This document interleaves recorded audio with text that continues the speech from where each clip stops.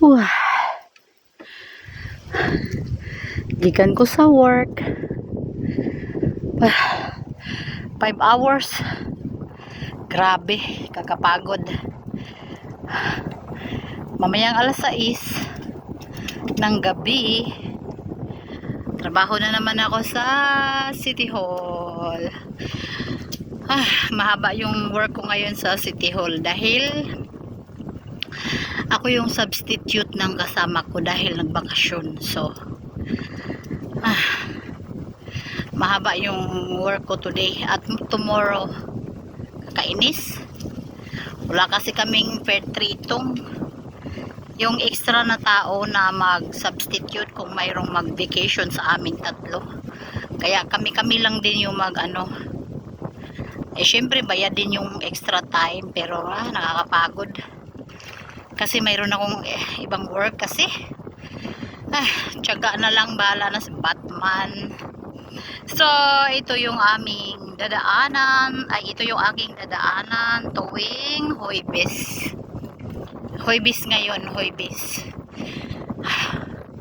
Dito ako dumadaan talaga tuwing Huwebes kasi ito yung shortcut na daanan papunta sa extra work ko na doktor. Maganda rin dito, uy, magbike, uy. Agoy, Diyos ko, gusto kong humiga ang ng katawan ko,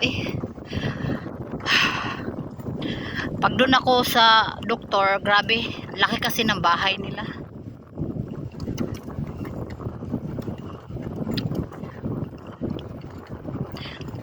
Alam nyo, tumatanggap ako dito ng private.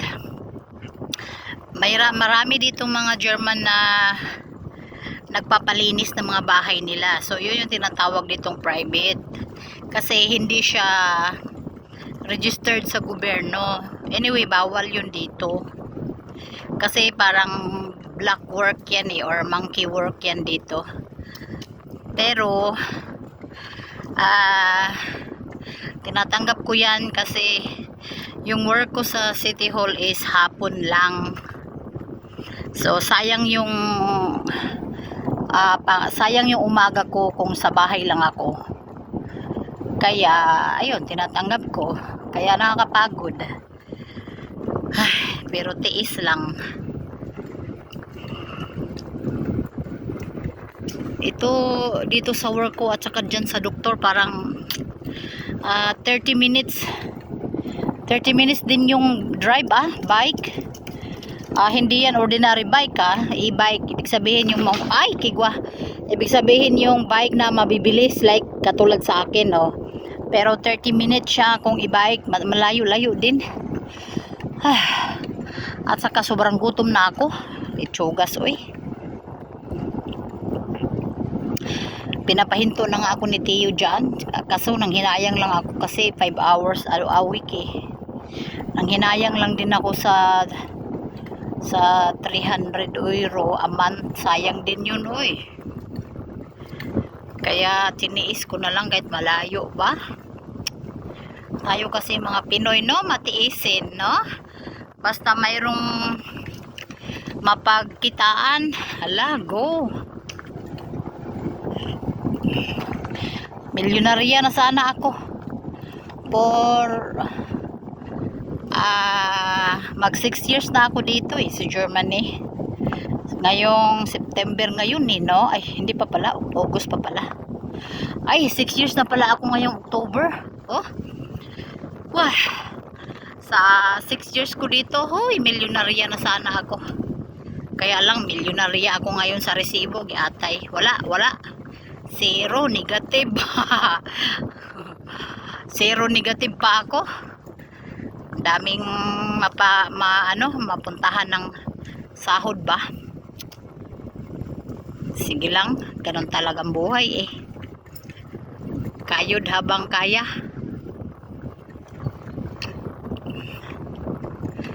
Malapit na ako maghinto ng aking video kasi padaan na ako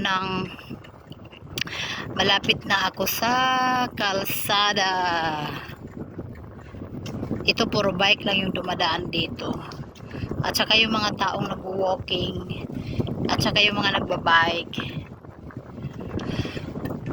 Dulo nito is kalsada na. So, ayaw ko nang mag-video. Oh, meron na akong pang-content. Yahoo! Ganda ng ng ganda ng araw ah. In fairness, mainit kami ngayon ah. 31 degrees kami ngayon ah. Mainit kami. 31 degrees. Ah. Pero pag dito ka dumaan sa mga puno ay hindi mainit ah. Malamig.